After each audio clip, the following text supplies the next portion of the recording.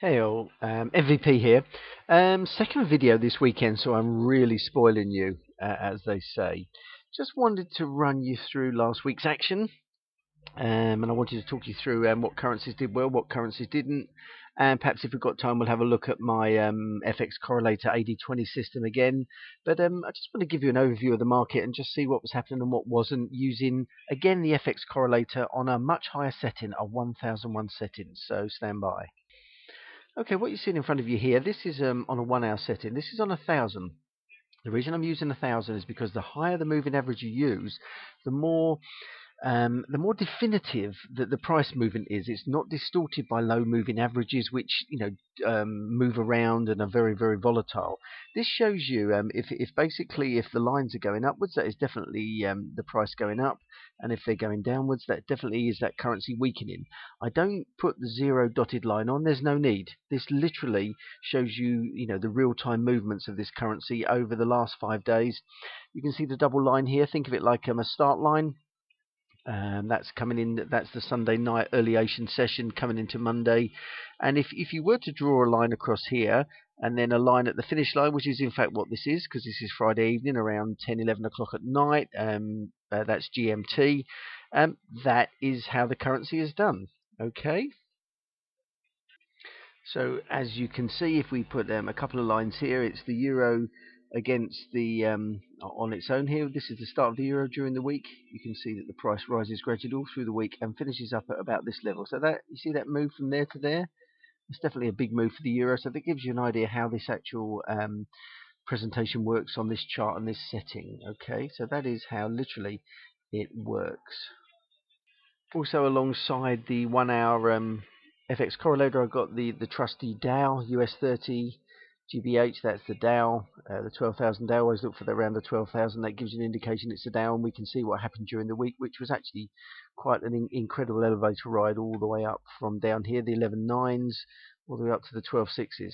So big move in the week, and if you do follow my system, you'll know that can only mean one thing, so you know what I'm going to talk about in a minute. But let's not rush ahead of it. Let's get on with the rises now and the fallers through the week. Okay, let's start with the risers this week, and there were 4 risers in my opinion. Some more bullish than others, but there were 4.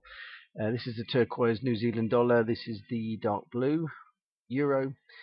There's a brown CAD there, and there's an orange stroke goldish coloured Aussie dollar. All did well this week for various reasons.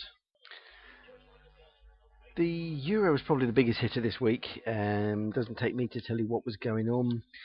We had the Greek tragedy, the Greek saga continue to unfold, with vast amounts of money being offered up in sacrifice to the the Greek government, which was provided. There was nothing else they could do. Let's face it. It's Hobson's choice, as they say in England. You just cannot let that country go down. If it does, it's going to drag everything with it. So Greece has got yet another get out of jail free card, and hopefully this will get it through the crisis. And combined with the austerity measures, perhaps that will make things happen. But what it meant was that the euro had a resurgence. It had renewed confidence in it. And let's just see how that saga continues, because personally, I haven't got a lot of faith in it.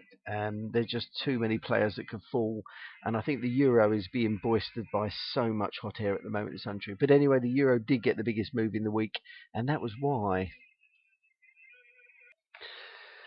As for the other 3 players there, well, I've offered up the US oil down here. I think this is probably Western Texas Intermediate, WTI. You can see it had a good week.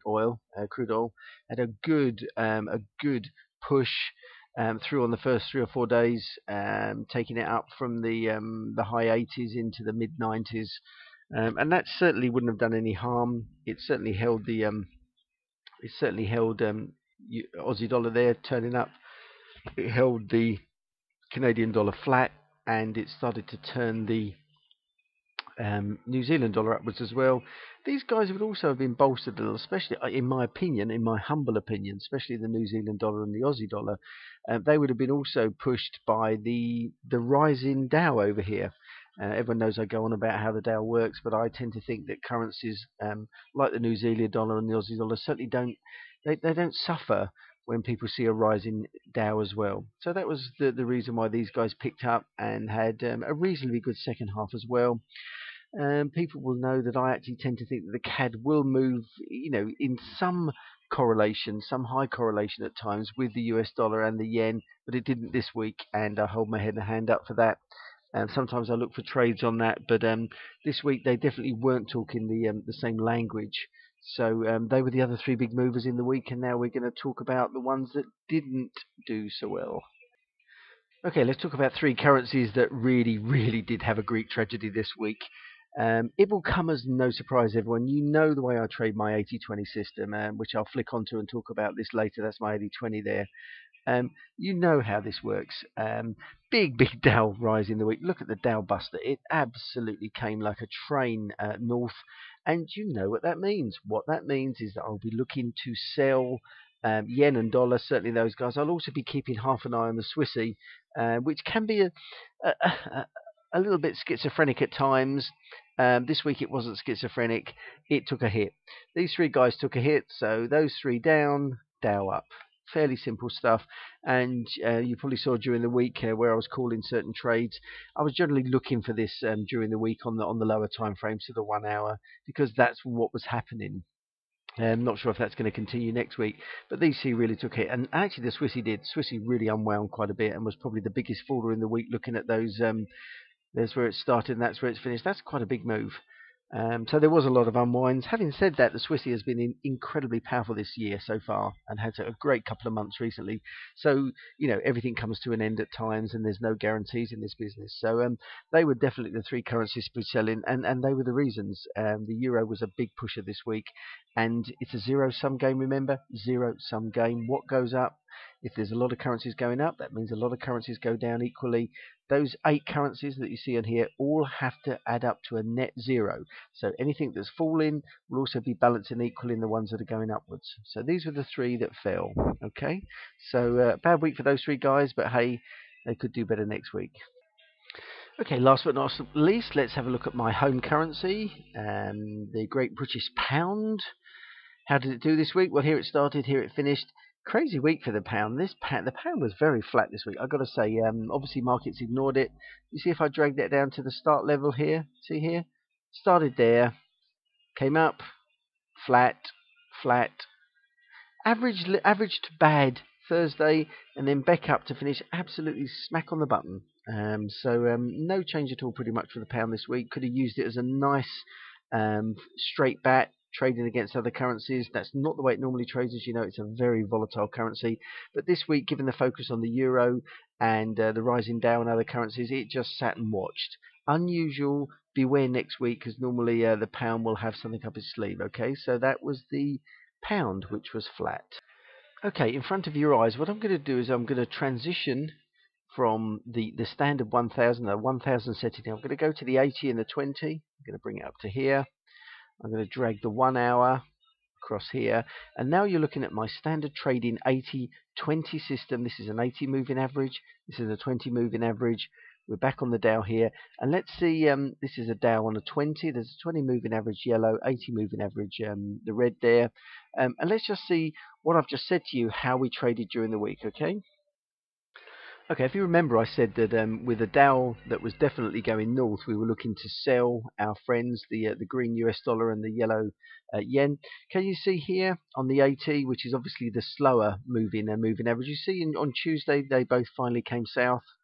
They've been south already on the 20 on Monday, but it still wasn't fast enough up here, and this is when the action really started. And can you see from here on, it was about two net days there. Where on the 20 they were south, and actually on the 80 they haven't actually come north again. So on the 80 there, popped down again on Friday. So this was where we were selling these guys off a rising Dow, and you can see some of the currencies up here that we would have been buying. The euro was definitely a buy. You can see at times there definitely the turquoise New Zealand dollar, and you can also see that the orange Aussie dollar was also very prevalent in terms of buys in certain situations. The pound, because as I said, was fairly flat, it didn't get up too much. It wasn't one to be trading. Again, my system would have had you in the trades that were very aggressive. There was also some buys on the CAD as well. I said the CAD had a good week, so the CAD would have separated from its partners. They tend to move with the the US dollar, but it didn't this month. So again, without going into too much detail, you can see how my system, if you've just been following the 1 hour 80-20, just using the 1 hour and not the faster time frames, would have actually given you some really, really good signals. Okay, I'm going to walk away now. I hope you have a good trading week next week. I am still working on my website. I promise it'll be up and running soon and we can start to get into this a lot more. This is MVP signing off. Have a great week next week.